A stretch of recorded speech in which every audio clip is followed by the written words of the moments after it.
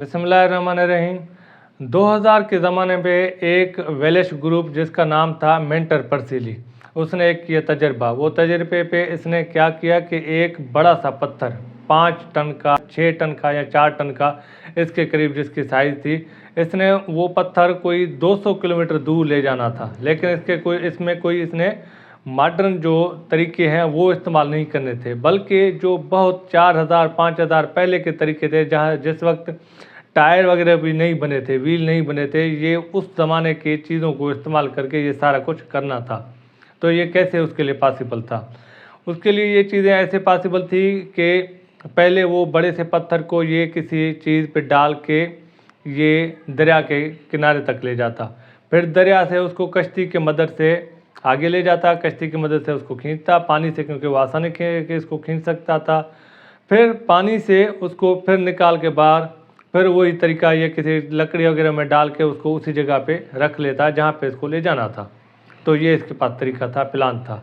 इसने ऐसा ही किया, एक लकड़ी के बड़े तख्ती बनाई, पहले उस पर पत्थर को रखा, फिर इस पत्थर को इसने खींचना शुरू कर दिया।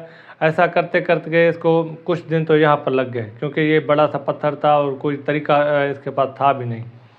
तो ऐसा करते इसने वो पत्थर उस तख्ती से उतारा नीचे। अभी ये ऐसा करने के लिए बंदा फिर गया आराम करने के लिए, और फिर आगे का लाएअमल सोचा कि अभी इसको कश्ती पे कैसे डाला जाए या कश्ती की मदद से इसको कैसे खींचा जाए। ऐसा करने के बाद वो इसकी हो गई चोरी। अब ये इसने पुलिस कंप्लेंट की ये कि क्योंकि इसका तजर्बा चल रहा था और इसकी ये हकीकत में चोरी हो गई। तो फिर कैसे न कस के इसको कुछ दिनों के बाद वो लकड़ी की तख्ती मिल गई। यहाँ पर इसको लकड़ी की तख्ती मिल गई। अब इसके लिए एक मसला पैदा हुआ कि वो पत्थर को अभी खींचे कैसे पानी में। तो बड़ी मुश्किलों के बाद एक क्रेन के इस्तेमाल से उसने ऐसा किया। उस वक्त के दौर में जो कश्तियाँ होती थी उसमें इसने डाला और खींचना शुरू कर दिया। कुछ फासला तय करने के बाद कश्ती उलट गई, पत्थर दरिया के अंदर गिर गया। फिर क्या हुआ कि अब इसके लिए मसला था कि पत्थर को ये निकालता, लेकिन ये नहीं कर सका, जहाँ पे इसका ये सारा प्रोजेक्ट हो जाता है फेल। तो ये प्रोजेक्ट बताने का मकसद ये है कि 5000 साल, 6000 से लेकर 4500 साल के बीच में एक मशहूर स्टोनहेंज के नाम से, जो कि साउथ इंग्लैंड में वहाँ पे वाक़ है। ये अगर आपने देखे होंगे कि ऐसा है कि ये एक स्टोन जहाँ पे खड़े होते हैं इस तरह से, और उनके ऊपर 2 स्टोन होते हैं, उनके ऊपर एक स्टोन होता है। ये बड़े से स्टोन होते हैं, बड़े से पत्थर होते हैं, ये बड़े मशहूर हैं। ये अगर आपने कंप्यूटर चलाए होंगे, कभी कभी वहाँ पे वॉलपेपर के तौर पे भी माइक्रोसॉफ्ट वाले आ जाते हैं, वो डालते हैं वहाँ पे, वो भी शायद आपने देखे होंगे। तो सबके लिए हैरानी की बात यह है कि ये एक कार्बन डेटिंग की मदद के ज़रिए से पता चला कि ये कोई 6000 से लेके 4500 बीच के पुराने हैं। उस वक्त अंदाज़ा लगाएं कि ये वो दौर था जहाँ पे बताया जा रहा है कि ये आइस एज, जहाँ पे ज़्यादातर दुनिया में बर्फ़ पाया जाता था। अभी तो खैर दुनिया भी खाली है, वो इतना बर्फ़ है नहीं, अभी सिर्फ आपको नॉर्थ पोल और साउथ पे ज़्यादा से ज़्यादा बर्फ़ मिलेगा। तो ये वो दौर था। तो इस दौर में ये चीज़ें, ये पत्थर एक जगह पे आप लाके इधर इस तरह से सेट करो कि आज के दौर में भी ये चीज़ें देख के लोग दंग रह जाएं। तो इसके लिए कुछ चीज़ें जो पाई गई, जो वहाँ पे जो चीज़ें वहाँ उन्होंने जो आर्कियोलॉजिस्ट थे उन्होंने देखे, उसके बाद जो साइंटिस्ट थे उन्होंने देखे, वो ये कि इन्होंने अंदाज़ा लगाया जहाँ पे जिस दौर में कोई व्हील नहीं बने थे, तो ये चीज़ें कैसे मुमकिन थी।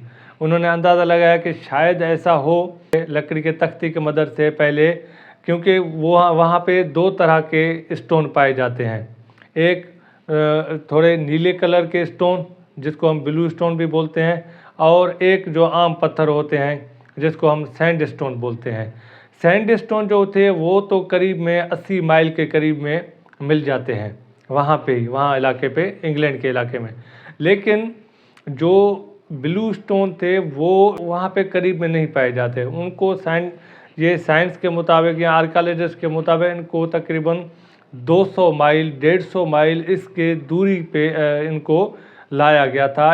तो एक ये हैरानी की बात यहाँ पे हुई। फिर हैरानी की बात ये अगर लाए गए तो लाए गए, जैसे मैंने आपको ये तजुर्बा बताया, तो ये तजुर्बा एक उन्होंने करके देखा, शायद ये कोई पॉसिबल हो, लेकिन पॉसिबल ये तो लग नहीं रहा, तो ये भी नहीं है। तो फिर ये इतने पत्थर बड़े से बड़े आए कैसे?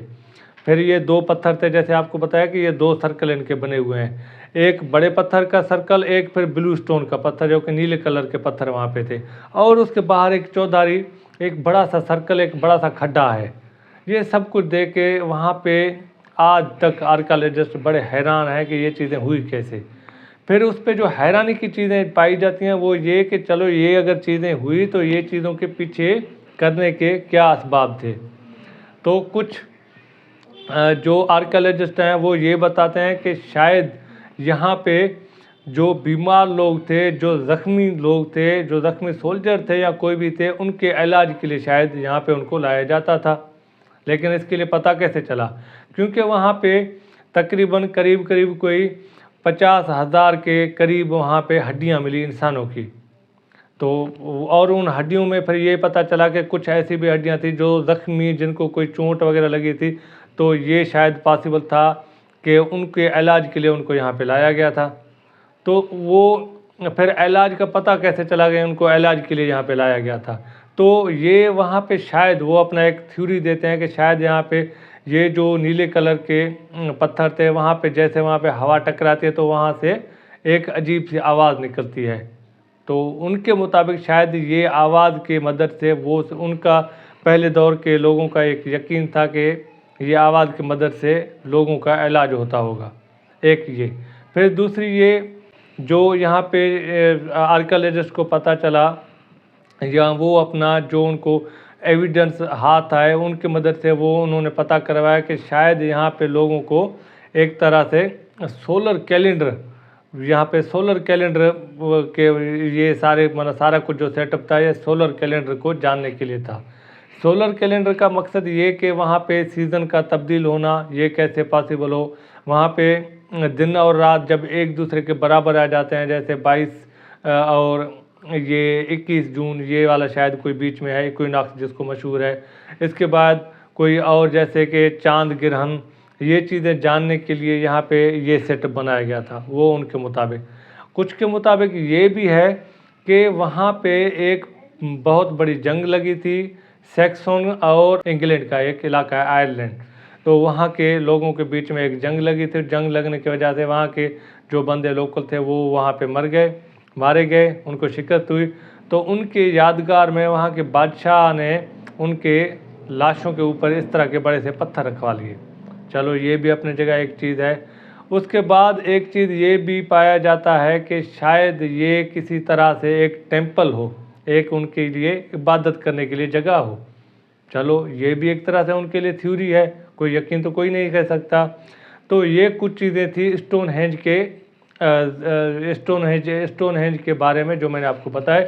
लेकिन ये आज तक एक राज है, एक ऐसी बात है जिसको कोई खोज सही से नहीं सका कि इसके एक ये जो पत्थर हैं, ये 2 पत्थर, उसके ऊपर एक पत्थर है, ये फिर 2 पत्थर, इसके ऊपर एक पत्थर, और उसके बीच में फिर ये छोटे से ब्लू स्टोन नीले कलर के जो पत्थर हैं, ये सब के बीच आखिर राज क्या है। और इनके बाहर एक बड़ा सा खड्डा, फिर इसके अंदर एक छोटे छोटे से खड्डे।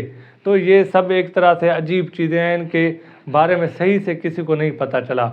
हाँ एक चीज़ है, ये समझते हैं शायद कि ये एक तरह से बड़े जो वहाँ पे थे ना, जैसे कि बादशाह वगैरह, उनको दफनाने के लिए शायद इस जगह को इस्तेमाल किया जाता था कि यहाँ पे सिर्फ़ और सिर्फ नोबल लोग, बड़े बड़े जो अजीम लोग हैं, उन्हीं को दफनाया जाता था। ये भी एक तरह से वहाँ पे थ्योरी दिया जाता है कि शायद ऐसा भी कोई सीन था। तो खैर ये स्टोनहेंज के बारे में मैंने आपको बताया, जो कि मैंने आपको ये भी बताया था कि ये बहुत पुराने दौर के, ये आइस स्टेज के ज़माने में कार्बन डेटिंग के ज़रिए से ही पता चला कि ये उस वक्त बनाए गए थे। तो अगर ये वीडियो आपको पसंद आई हो तो लाइक करें, शेयर करें और सब्सक्राइब करें।